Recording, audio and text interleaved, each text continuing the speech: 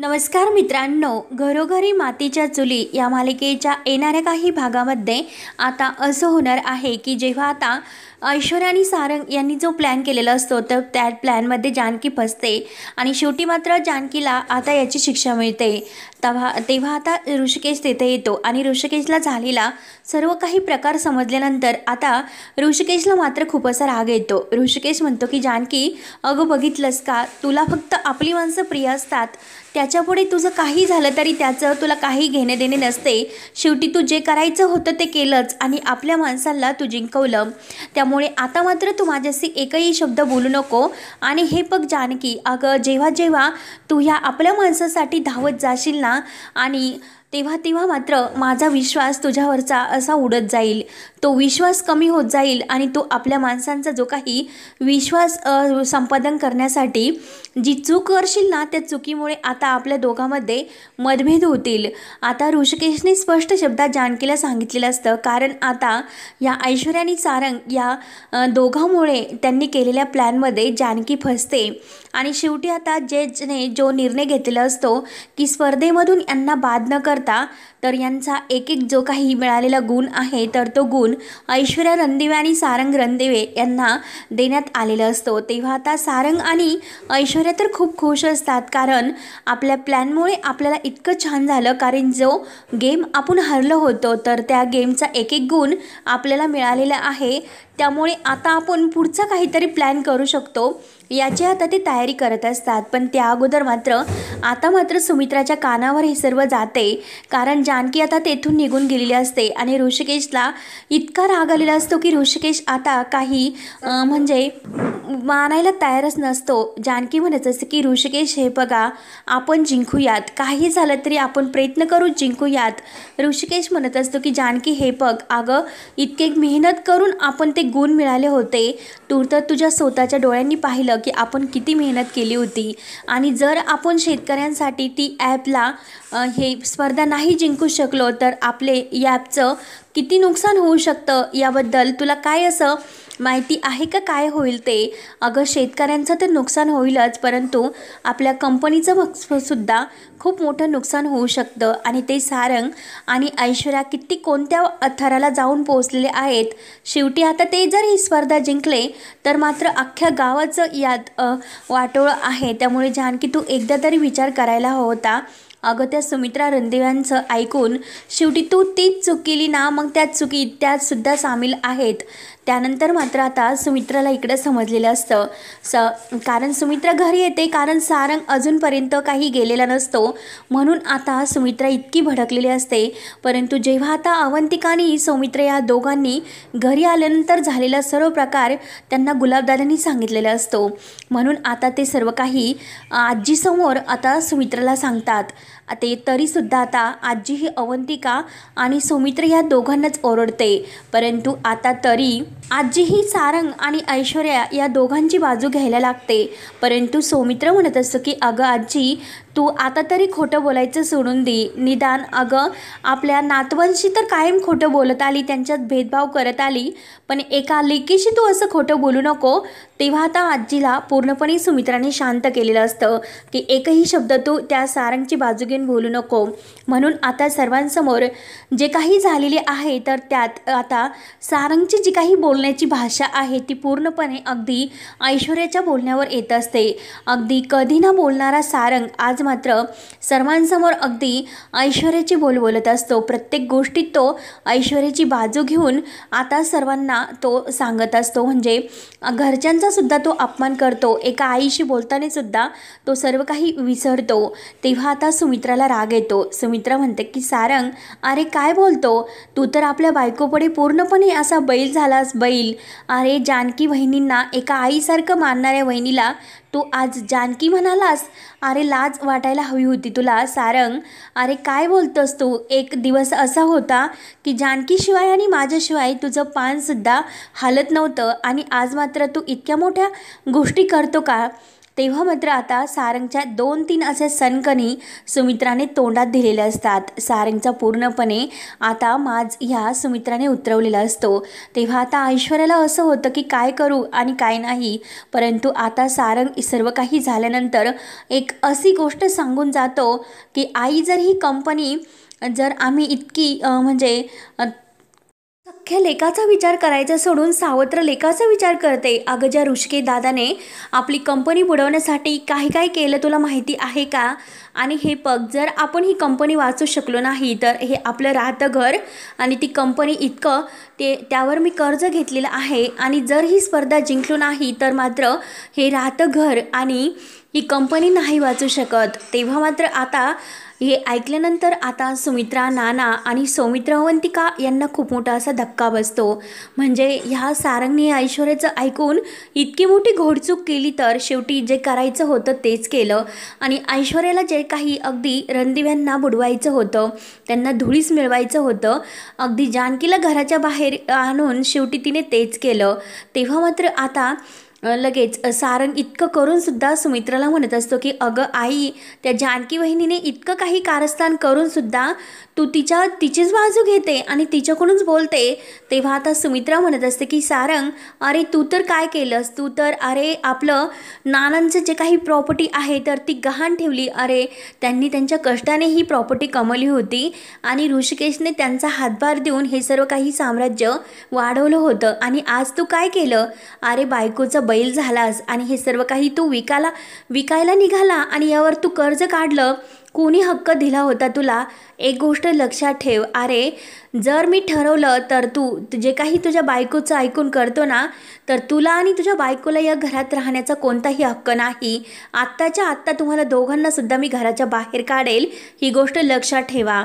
सारंग म्हणत असते की हो ना आई, काढ, कारण या घरामध्ये आता राहण्याची तरी कोणाची इच्छा राहिली. तसंही या घरावर आता कर्जच आहे आणि ती स्पर्धा जर नाही जिंकलो तर मात्र आता हे सर्व काही आपल्या हातून जाईल.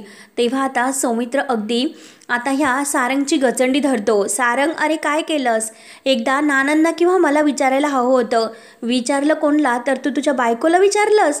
अरे लाज वाटायला हवी होती की जी मुलगी आपल्या घराचं वाटोळं करायला आली आणि तिचंच तू ऐकतो, आणि आपल्या नातं असणाऱ्या या आपल्या रक्ताचं नातं असणाऱ्या आपल्या म्हणजे सख्यांशी तू इतका भांडतो. अरे देव समान असलेल्या आपल्या जानकी वहिनीला आणि ऋषिकेश दादाला तू इतका म्हणजे समजतो. काय समजतो तू? अरे त्यांच्या पायांशी तू आता जेव्हा लोटांगण घेशील ना, तेव्हा ही वैभव आपलं परत येईल. तेव्हा आता ऐश्वर्या म्हणत असते की आई, अहो प्लीज शांत व्हा. आणि आता ती तोंडचोपडेपणा करायला सुरुवात करते की आई, हे जे काही झालेले आहे आणि ही स्पर्धा आम्ही जिंकू, आणि काही झालं तरी आपलं घर आणि आपला हा बंगला आपणच वाचूयात. तेव्हा आता सुमित्रा अगदी रागाने पाहत असते, कारण हे ऐकल्यानंतर नानांना एक जबर असा शॉक बसलेला असतो. नाना आता बाहेर येतात. नाना म्हणत असतात की कोणता हक्क आणि कोणत्या हक्काने तुम्हाला ही कंपनी आणि हे जे काही तुम्हाला आपल्या घराचे प्रॉपर्टीचे पेपर्स कोणी दिले होते, आणि ते मी अजूनपर्यंत मृत्यूपत्रसुद्धा तयार केलेले नाही. मग तुम्ही हे अगदी त्याच्यावर कर्ज कसं काढू शकतात? कोणी तुम्हाला तो कंपनीचा आणि घराचा हक्क दिलेला आहे? मी तुम्हाला कोणताही असा हक्क दिलेला नाही. जे काही तुम्ही स्वतःच्या मनाने ठरवलेत ना, पण त्याचा हक्क मी कुणाला दिलेला आहे हे तुम्हाला काहीच माहिती नाही. तेव्हा मात्र आता नाना म्हणत असतात की तुम्हाला काहीच करू शकत नाही, कारण तुम्हाला ह्या घराच्या बाहेर जावं लागेल. आता या कंपनीवर आणि ह्या जे काही राहतं घर आहे यावर फक्त हक्क ऋषिकेशचा आहे, आणि मी ऋषिकेशला तो कंपनीचा आणि घराचा हक्क दिलेला आहे. तुला मात्र सारंग मी जमिनीचे हक्क दिलेले आहेत, त्यामुळे तू आता काही करू शकत नाही. आता हे ऐकल्यानंतर मात्र ऐश्वर्याला खूप असा राग येतो. ऐश्वर्या म्हणत असते की सारंग, बघितलंस का? अहो मी तुम्हाला सांगत होते की आपली माणसंसुद्धा बदलतात, आणि आज तुम्ही काय पाहता? म्हणून आता ऐश्वर्या पुन्हा सुमित्रा आणि नाना आणि सारंग यांच्यामध्ये आणखीन भांडणं लावण्याचा प्रयत्न करते. तेव्हा आता सौमित्र हा अगदी सारंगची गचंडी धरतो. त्याला म्हणत असतो की अरे तू कितीही काही कर, परंतु तुलाच मात्र या घराच्या बाहेर आम्ही कसं काढतो हे बघतच राहा. तेव्हा आता नाना त्याच वेळेस बोलून जातात की नाना म्हणत असतात की हो, माझ्या जानकीने मला कधीही लुटून दिलं नाही. मला तर ज्या जिन्यावरून लोटलं होतं तर ह्या ऐश्वर्याने, आणि माझ्या जानकीला त्याचे आता शिक्षा मिळाली आणि माझा ऋषिकेश शिक्षा भोगतो. काही चूक नसताना मात्र तरीसुद्धा त्यांनी आपलं स्वतःचं साम्राज्य उभं केलं. अरे सारंग, तुला लाज वाटायला हवी होती. नाना आता इतके भडकलेले असतात आणि नाना आता डायरेक्ट इतकं म्हणजे खाली पडतात आणि नानांना हा धक्का सहन झालेला नसतो. शेवटी नाना इतके अजूनसुद्धा रागात असतात. तेव्हा आता ऐश्वर्या आणि सारंग या दोघांनी आता स्पर्धेसाठी इतकी तयारी केलेली असते, परंतु त्यांना माहिती नसतं की सौमित्रा आणि अवंतिका आता यांचा पिच्छा काहीच सोडणार नाही. आपला जो काही ऋषिकेश दादा आणि जानकी वहिनी यांना फसवण्याचा यांनी प्रयत्न केला ना, मग आपण सुद्धा त्यांचा जो काही त्यांनी गुण हिसकावून घेतलेला आहे तो गुण त्यांना पटवून द्यायचा. म्हणून आता ऐश्वर्या फोन करून आता परत जे काही फेरी झालेली आहे तर आता शेवटच्या फेरीला आता त्या सुनीलला कॉल करते आणि आता मात्र अवंतिकाने तो कॉल पूर्णपणे अगदी रेकॉर्ड करून घेतलेला असतो, कारण ती जे काही बोलते ते सर्व ऐकलेलं असतं आणि त्याचा पुरावा म्हणून तिने आता सर्व काही काढून ठेवलेलं असतं. आणि आता ही त्या सुनीलशी बोलून काय काय करते काय काय नाही हे सर्व काही आता तिला माहिती होतं. तर तेव्हा आता अवंतिका तर लगेच आता सर्व हे चोरून ऐकण्याचा प्रयत्न करत असते आणि आता ऐश्वर्या लगेच आपल्या डॅडाला फोन करते. डॅडाला सर्व सांगत असते की डॅडा, अहो त्या जानकीचा आणि त्या ऋषिकेशचा एक एक गुण आम्हाला मिळाला. मग उद्या बघतच राहा की आम्ही ही स्पर्धा कसं जिंकतोय. उद्या त्या जानकी आणि ऋषिकेश दादाला आम्ही नाही जिंकून देणार, कारण आता त्या दोघांमध्ये जे मतभेद झालेत ना, त्यामुळे त्यांच्या दोघात कधीही एकी नाही होऊ शकत. परंतु आता तिलाही माहिती नसतं की जानकी जेव्हा संकटात असते तर ऋषिकेश तिची साथ देत असतो आणि ऋषिकेश जेव्हा संकटात असतो तर जानकी त्याच्यासाठी साथ देऊन शेवटी त्याला त्या स्पर्धेमध्ये जिंकून देत असते. आणि आता कितीही त्यांच्यामध्ये अगदी मतभेद जरी झाले असले तरीसुद्धा आता संकटाच्या काळात मात्र दोघेही एकत्र येतात आणि आता ही स्पर्धासुद्धा त्याच पद्धतीने आपले जानकी आणि ऋषिकेश जिंकतात. आता ओवी ही जानकीला म्हणत असते की आई, अगं आता तुमच्या दोघांमध्ये कॉर्डिनेशन तर व्हायला हवे. जर तुमच्या दोघांमध्ये असेच मतभेद राहिले तर मात्र आपलं काही खरं नाही, आपण ही स्पर्धा हरू शकतो. जानकी म्हणते की नाही ओवी, बाळा तू निश्चिंत राहा, तुझे बाबा आहे ना, ते नक्की आता आपल्याला कसं त्यांना रुसवा त्यांचा काढायचा माहिती आहे. म्हणून आता स्पर्धेला सुरुवात झाल्यानंतर जानकीने तो प्लॅन केलेला असतो, कारण जानकी आता ऋषिकेशला खूप काही समजावते, परंतु ऋषिकेश मात्र जानकीसोबत कोणताही टँक भरायला तयार होत नाही. जे काही तो करतो एका स्वतःच्याच बळावर तो करत असतो. परंतु जानकीने आता पडण्याचं नाटक केलेलं असतं आणि ऋषिकेश मात्र जेव्हा तिच्यासाठी धावून येतो आणि आता जानकी त्याला समजावते आणि शेवटी एका शेवटच्या फेऱ्याला मात्र त्यांनी अगदी हा मध्य गाठलेला असतो आणि त्यांचा जो काही पाण्याचा टँक आहे तो कमीत कमी वेळात त्यांनी भरून दाखवलेला असतो. आणि आता मात्र जानकी आणि ऋषिकेश हे विजयी होतात. जानकी आणि ऋषिकेश विजयी झाल्यानंतर सुमित्राला खूप मोठा असा आनंद होतो. इकडे मात्र आता सारंग आणि ऐश्वर्या पूर्णपणे कोमात गेलेले असतात की आता मात्र आपल्याला घरातून बाहेर काढल्याशिवाय कोणी राहणार नाही. तेव्हा आता लगेच ऐश्वर्या ही सारंगला म्हणत असते की आता वेळ आलेली आहे तुमच्या आईंना आणि तुमच्या घरच्यांना धडा शिकवायची, कारण त्यांनीच त्या ऋषिकेश आणि जानकीची साथ दिली आणि आपल्याला त्यांनी आज हरवलं. तेव्हा मात्र आता ऐश्वर्या असं म्हटल्यानंतर सारंग लगेच सुमित्राच्याकडे येतो. सुमित्रा म्हणत असतो की आई, अगं तूच त्या जानकी बहिणीला सपोर्ट करते ना, तिची मदत करते ना, मग आता तुम्हाला या घरात राहण्याचा कोणताही हक्क नाही. तेव्हा आता सारंग आपल्या आई आणि नानांना सुद्धा घराच्या बाहेर काढायला निघालेला असतो, परंतु त्यालाही माहिती नसतं की आता आपण काय करतो आणि हे जे काही ऐश्वर्याचं ऐकून करतो ना ते मात्र एक दिवस आपल्याला धुळीस मिळवणार आहे. त्यावेळेस मात्र आपल्याला पश्चाताप करण्याची वेळ आल्याशिवाय राहणार नाही, फक्त पश्चातापच आपल्याकडे उरलेला आहे. तेव्हा आता सुमित्रा इतकी भडकते. सुमित्रा सारंगला म्हणत असते की सारंग हे बघ, जे काही असेल ना ते फक्त आणि फक्त सौमित्रा आणि ऋषिकेश या दोघांचं असेल. सारंग, यापुढे माझा आणि तुझं कोणतंही नातं नाही.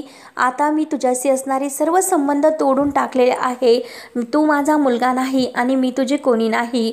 आणि ऐश्वर्या म्हणते की बघा ना, अहो सारंग बघा तुमच्या आई काय बोलतात.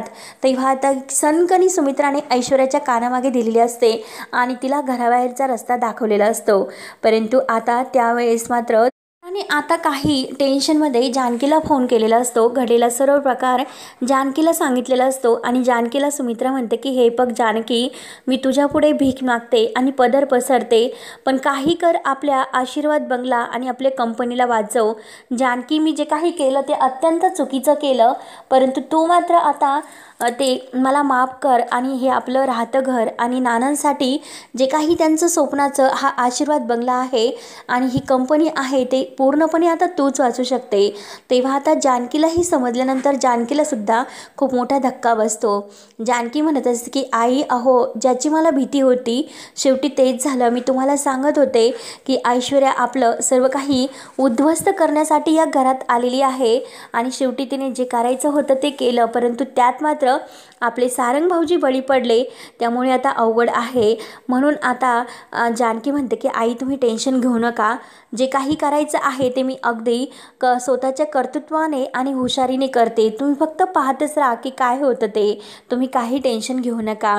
तेव्हा आता सुमित्राला जानकीचा अभिमान वाटतो आणि आता जानकीचा अभिमान वाटल्यानंतर मात्र आता पुन्हा जानकी आता ऋषिकेशला समजावून आता आशीर्वाद बंगला आणि ही सुमित्रा एंटरप्राइज कंपनी कशी वाचवते आणि परत आपली उंच भरारी कसे घेते हे पाहण्यास अगदी रोमांचक ठरणार आहे. त्यासाठी मित्रांनो व्हिडिओ शेवटपर्यंत नक्की बघत राहा.